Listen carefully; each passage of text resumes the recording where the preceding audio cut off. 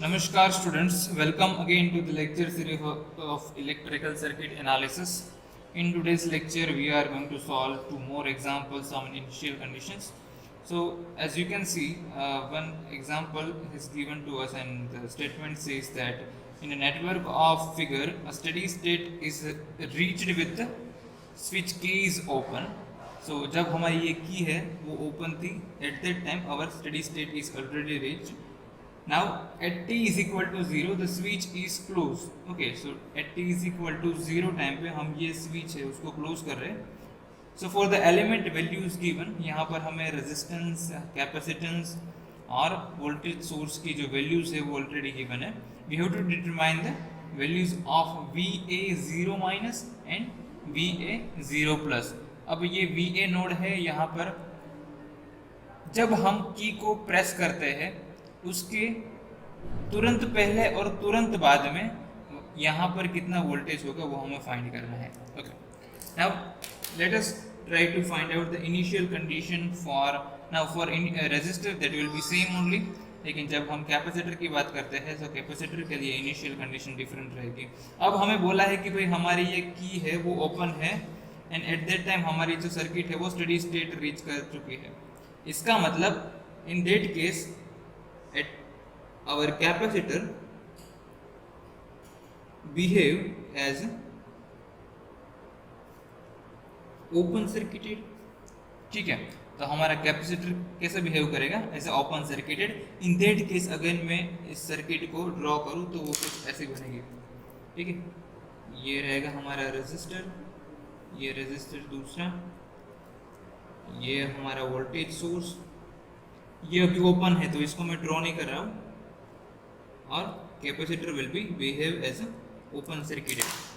ठीक है, सो यहाँ पर इसकी वैल्यू है 10 ohm, 10 ohm, 20 ohm. This will be open circuited, this 5 volt. ठीक है, और यहाँ पर हमारा रहेगा पॉइंट VA और यहाँ पर VB. Let's say this voltage across this capacitor is VC. At which time 0 minus. Okay, 0 minus. जब हम की को प्रेस नहीं किए हैं उसके पहले की कंडीशन की बात कर रहे हैं. ठीक है, so at time t is equal to 0 minus में लिख सकता हूँ. अब मुझे फाइंड करना है कि भाई VA 0 माइनस की वैल्यू क्या है, क्योंकि हमें यहाँ पर पूछा है VA 0 माइनस की वैल्यू क्या रहेगी. ठीक है, सो VA 0 माइनस की वैल्यू क्या बनेगी आप यहाँ पर देख के बता सकते हैं, क्योंकि यहाँ पर ये ओपन सर्किटेड है.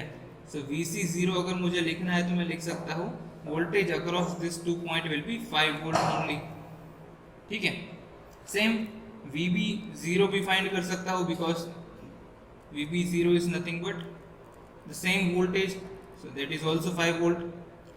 ओके, अब मैं बात करूँ, my capacitor is going to be oppose the sudden change of voltage. So in that case I also can write VC0 plus. So अगर मैं इसको स्विच को प्रेस करूंगा तो suddenly my capacitor is not going to take the voltage change. Okay, because we know that change in voltage is C dV by dt.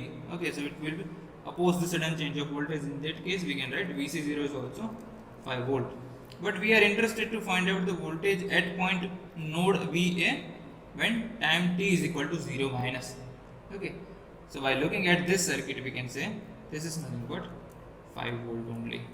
Same for VB0 minus also 5 volt. ये तो हमने यहाँ पर बता दिया है. ठीक है, so सबसे पहले हमें क्या फाइंड करना था कि नोड A पे time t less than 0 that is nothing but 0 minus पर हमारा वोल्टेज कितना रहेगा, वो रहेगा 5 वोल्ट. अब बात करते हैं जब हम इस की को प्रेस करते हैं एट दैट टाइम हमारी सर्किट कैसी रहेगी और हमें क्या फाइंड करना है, उसी नोड पर वोल्टेज कितना रहेगा. ठीक है, सो अब मैं दूसरी जो सर्किट है उसको ड्रॉ करता हूँ और आपको बताना है कि भाई हमारा वोल्टेज एट नोड A वो क्या रहेगा. सो सेम रेजिस्टेंस हमारा 5 वोल्ट का वोल्टेज सोर्स. अब इसको मैंने प्रेस कर दिया है, सो ये वाला जो रेजिस्टेंस है 10 ओम का वो सर्किट में आ जाएगा. ठीक है, एंड दिस इनिशियली अब इसको मैं प्रेस कर रहा हूँ, इसका मतलब इनिशियल कंडीशन कैपेसिटर के लिए क्या होगा, initially my capacitor will behave as a short circuited, ठीक है। और इस केस में हमें वोल्टेज मिला था Vc0 माइनस और Vc0 प्लस, दोनों की बात करो तो मुझे कितना मिल रहा है, 5 volt. So my capacitor will behave as a voltage source of 5 volt. Are you getting my point, ठीक है। इसका तो 5 वोल्ट पहले से ही है, ठीक है। इसकी वैल्यू है 10 ओम, इसकी भी 10 ओम, 20 ओम। ये रहा हमारा VA VB, लेकिन अब जब हम बात कर रहे हैं तो ये V0 प्लस की बात कर रहे हैं, okay. At t is equal to 0 switch is closed, okay, and this is for t is equal to 0 plus, okay. हमें क्या फाइंड करना है कि भाई इस नोड पर कितना वोल्टेज होगा। सो VA, इस नोड की अगर हम बात करें, अप्लाई नोडल एनालिसिस, ठीक है।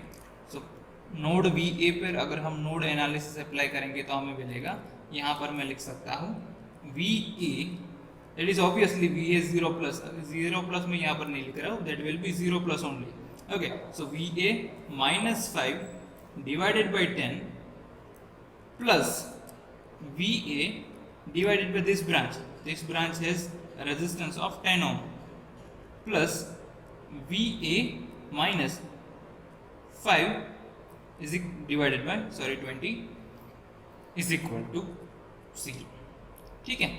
यहाँ पर 3 ब्रांच कनेक्टेड है, एक तो ये, दूसरी ये, तीसरी ये, ठीक है। ये वाली ब्रांच है वो नोड VA के साथ कनेक्टेड नहीं है, इसलिए हम यहाँ पर नहीं लिख सकते। This nodal analysis nothing but your application of Kirchhoff's current law, okay. Now this is our VA0 plus, again VA0 plus, VA0 plus, okay.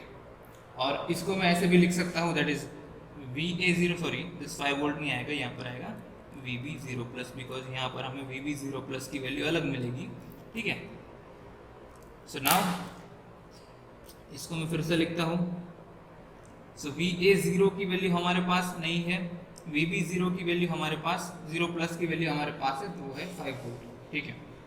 तो इस इक्वेशन को हम लिख सकते हैं VA0 प्लस,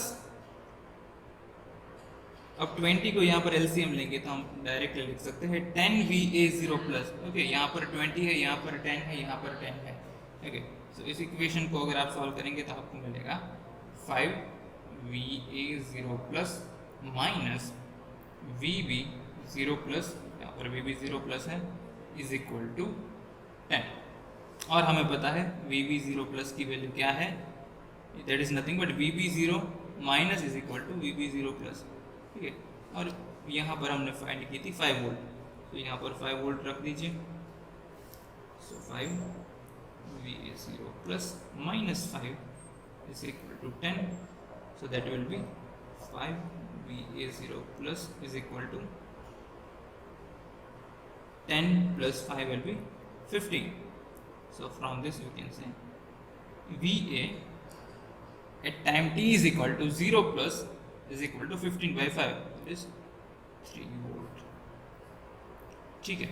सो ये हमें मिल गई हमारी VA0 minus and VA0 plus की values, that is nothing but जब हम इस की को प्रेस कर रहे हैं एट दैट टाइम, इस पॉइंट पे तुरंत पहले और तुरंत बाद में कितना वोल्टेज रहेगा, वो होगा 5 volt and 3 volt respectively, okay.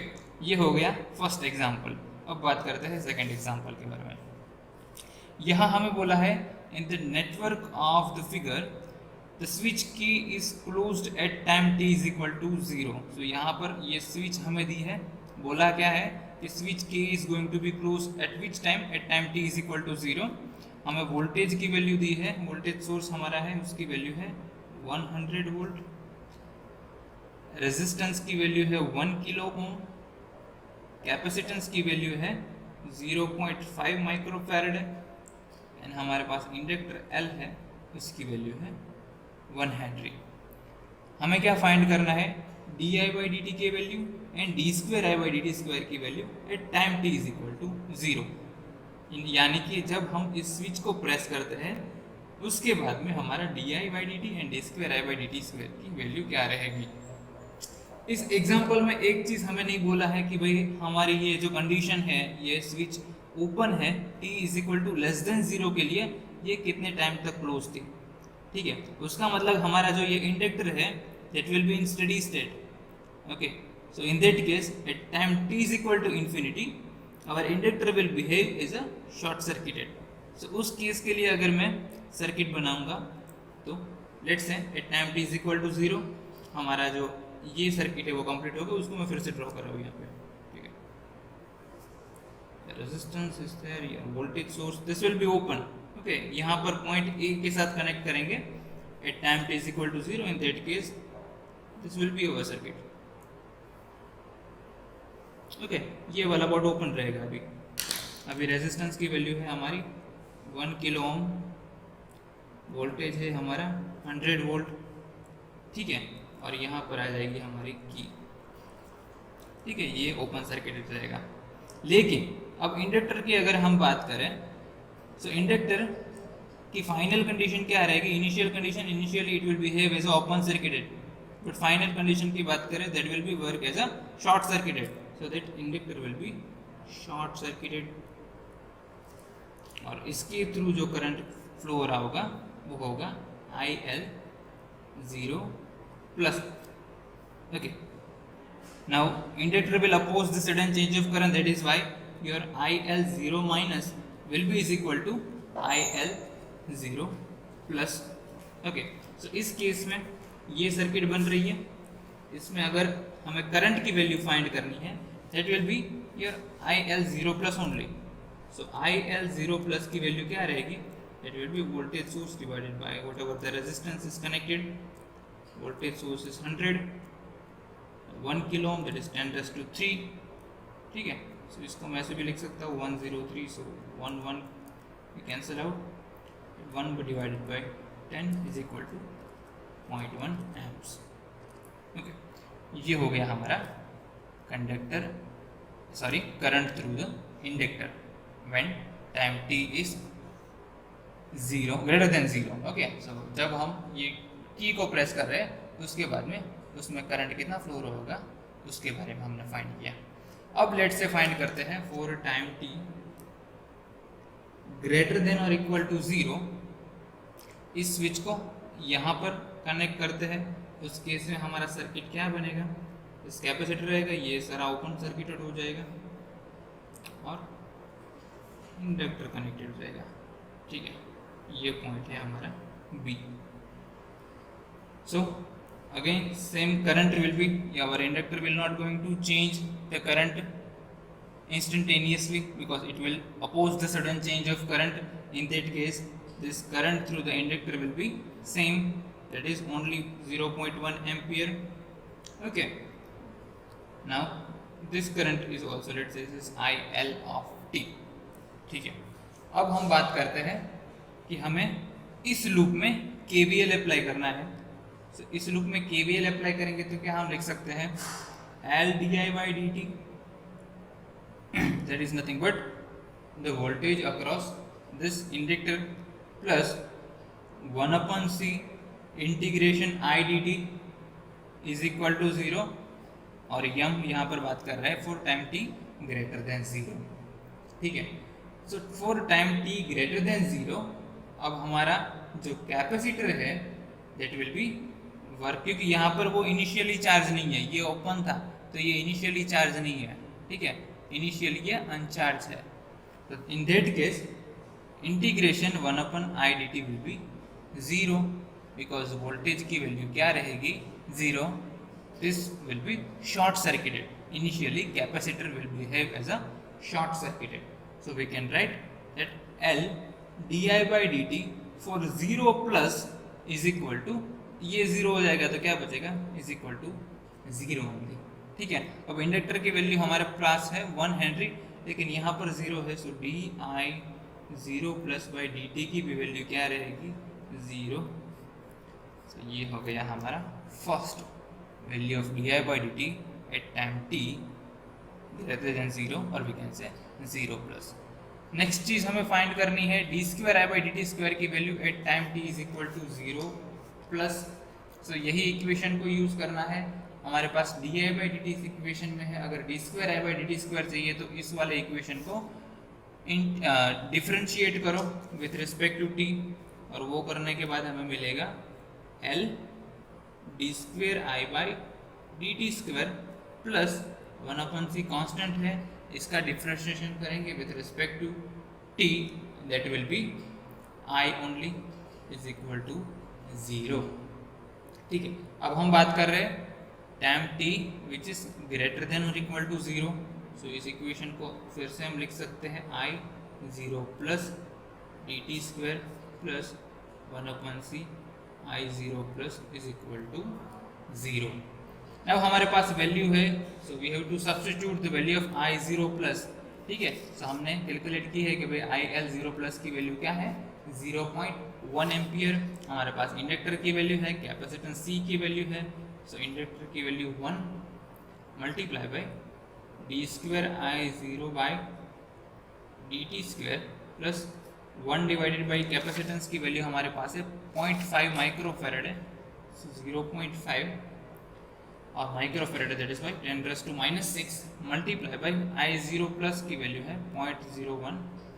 Okay, सो ये आ गया, ये इसको हमें फाइंड करना है। सो ये वाला टर्म राइट हैंड साइड पे चला जाएगा, so I can write D square I by D T square at time t is equal to 0 plus वो क्या रहेगा, अब 1 डिवाइडेड बाई 0.5 दैट इज 2 और 10⁻⁶ डिनोमिनेटर पे है, उसको न्यूमरेटर पे ले जाएंगे और -0.1 यहाँ पर है, सो मैं लिख सकता हूँ 10⁻⁵ और ये इक्वल टू के राइट साइड जाएंगे तो आएगा माइनस साइन। इसका यूनिट रहेगा एम्पियर और सेकेंड ऑर्डर डेरिवेटिव है that is by second square. Okay, so that will be your value of D square I by D T square at time t is equal to 0 plus. सो वो दोनों चीज़ हमें find करनी थी। ठीक है, सो ऐसे आप इनिशियल कंडीशन के एग्जाम्पल को सॉल्व करेंगे। आपको बोला होगा कि भाई इनिशियली है वो आपकी जो सर्किट है वो स्टेडी स्टेट में है, सो उस केस में आपको सबसे पहले तो क्या करना पड़ेगा, सर्किट में कोई एनर्जी स्टोरेज एलिमेंट है, या तो इंडक्टर है या तो कैपेसिटर है, सो उसको अकॉर्डिंगली कन्वर्ट करना पड़ेगा कि वो भाई शॉर्ट सर्किट होगा या फिर ओपन सर्किट होगा। फिर से आपको शॉर्ट में बता देता हूँ कि अगर आपके पास इंडक्टर है, अगर आपके पास कैपेसिटर है, ठीक है, सबसे पहले बात करें इनिशियल कंडीशन की और फाइनल कंडीशन की। So initially your inductor will behave as a open circuited and finally that will behave as a short circuited। और कैपेसिटर की बात करें तो inductor initially capacitor will behave as a short circuited and at final it will behave as a open circuited. ये चीज़ आपको याद रखनी है, ये याद रहेगी तो कोई भी एग्जांपल में आप पुट करेंगे, बाद में आपको सिर्फ मैश और नोड एनालिसिस करना पड़ेगा, लेकिन ये वाला मैश और नोड एनालिसिस बहुत इजी रहेगा, इजीली आप अप्लाई कर सकते हो। ओके, सो जो भी आप डाउट हो आप मुझे बता सकते हो कमेंट सेक्शन में या फिर डायरेक्टली मुझे कांटेक्ट कर सकते हो। With this we are closing today's lecture. जब नेक्स्ट लेक्चर में मिलेंगे तो न्यू चैप्टर स्टार्ट करेंगे। Thank you so much.